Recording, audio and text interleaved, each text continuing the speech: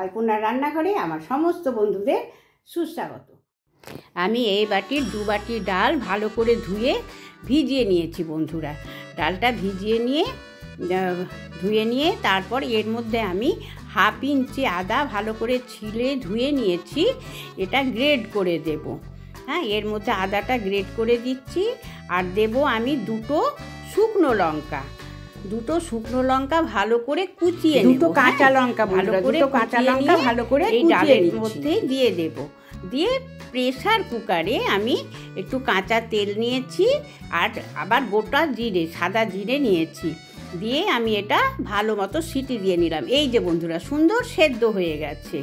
এবার আমি কড়া বসিয়ে দিলাম, কড়াতে পরিমাণ মতো তেল দিয়েছি, জিরে আদা লঙ্কা পেস্ট দিয়েছি, একটু হলুদ দিয়েছি, নুন দিয়েছি, একটু চিনিও দিয়ে দিলাম, দিয়ে ভালো করে কষিয়ে নিলাম। কষিয়ে নিয়ে এবারে যে সেদ্ধ করেছি ডালটা, ছোলার ডাল, এই সেদ্ধ ডালটা এর মধ্যে দিয়ে দিয়েছি।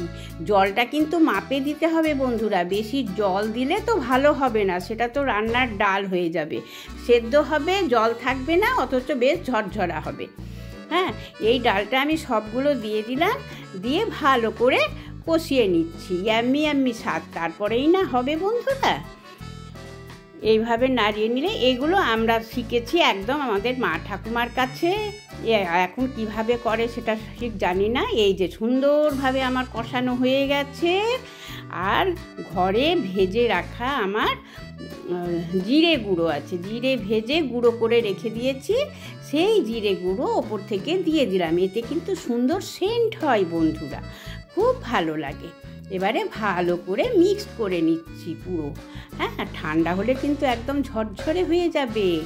আরও কি দিচ্ছি সম্পূর্ণ ভালো করে না দেখলে কিন্তু বোঝা যাবে না বন্ধুরা। হ্যাঁ, একদম এই প্রসেসে করে দেখবে, পুরোনো দিনের প্রসেস তো প্রচণ্ড ভালো হয়, টেস্টি হয় বন্ধুরা এটা খেতে, যার জন্য আমি বন্ধুদের সাথে শেয়ার করলাম। আর এই যে যখন ঠান্ডা হয়ে যাবে বন্ধুরা, তখন একদম ঝরঝরে হয়ে যাবে। আর এই যে ডালটা তো নাবিয়ে নিয়েছি, নেওয়ার পরে একটু চিলি ফ্লেক্স দিলাম। আর এই যে চিনে বাদাম মানে লাল বাদাম কাঠখোলাতে ভালো করে ভেজে নিচ্ছি। হ্যাঁ, ভেজে নিয়ে বেশ সুন্দর যখন ভাজা হয়ে যাবে, ফুটফুট করে আওয়াজ হবে, তখন ঠান্ডা করে এই যে একটা থালাতে নিয়ে খোসাগুলো সব ছাড়িয়ে দিচ্ছি বন্ধুরা। খোসাগুলো থাকলে তো ভালো হবে না। আর একটুখানি হালকা করে হামাল দিস্তাতে গুঁড়ো করে আর এর মধ্যে ছড়িয়ে দিলাম। আর চিলি ফ্লেক্স দিয়েছি, দেখালাম তো বন্ধুরা। চিলি ফ্লেক্স দিয়ে আর এই বাদাম একটু গুঁড়ো দিয়ে ভালো করে মিশিয়ে নিচ্ছি। দেখছো তো বন্ধুরা কেমন সুন্দর ঝরঝরে শুকনো পাড়া হয়েছে।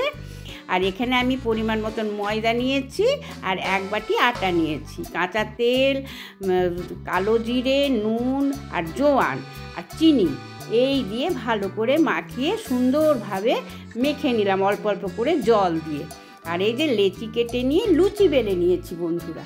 একটা লুচির ওপরে ডালটা দিয়ে দিচ্ছি, আর একটা লুচি ওপর থেকে দিয়ে দিচ্ছি, দিয়ে ভালো করে সমান করে সুন্দর করে হাত দিয়ে চেপে নিতে হবে। হ্যাঁ, প্রেসার দিয়ে চেপে নিয়ে, আর আমি না আবার কি করেছি, কাঁটা চামচ দিয়ে বেশ চারিধারটা চেপে দিয়েছি। এটাতে কি হয়, মানে ভেঙে হয় না, ছাড়া যায় না, ছেড়ে যায় না, তেলে দিলে ছেড়ে যাবে না। সুন্দর করে কাঁটা চামচ দিয়ে চেপে আর একটু করে ধরে নকশা করে দিয়েছি, দেখিয়েছি বন্ধুরা, সামান্য একটু দেখিয়েছি, না দেখালে তো হবে না, যার জন্য একটু দেখিয়েছি। আমি একটা বেলা মানে এটা হাফ মতন দেখিয়েছি কি করে আমি নকশাটা করেছি, না দেখালে বন্ধুরা বুঝবে কি করে। হ্যাঁ, এবারে আমি হাত দিয়ে একটু করে এই যে এটাতে কি হয়, এটার জন্য একদমই ভেঙে মানে ডালটা বেরিয়ে যাবে না, আর খুব সুন্দর হয়। এইভাবে আমি পুরো করে নিচ্ছি বন্ধুরা। এই যে ভাজতে দিয়ে দিলাম পরিমাণ মতন সাদা তেল দিয়ে গরম হয়ে, এই যে কত সুন্দর ফুলে উঠেছে না বন্ধুরা, সুন্দর ফুলে উঠেছে, একবারে মুচমুচে খাস্তা, যা সুন্দর হয়েছিল না। আমি তো পরে ভয়েস ওভার দিচ্ছি বন্ধুরা। এই যে তাহলে কেমন লাগছে আমার ডাল পুরি দেখতে, টেস্টি ইয়াম্মি। এটা সসের সাথে খাওয়া যায়, কোনো চাটনির সাথে খাওয়া যায়। তারপরে আমরা আলুর দম দিয়েই খেয়েছিলাম। হ্যাঁ, আজকের মতন আসি বন্ধুরা, বাই।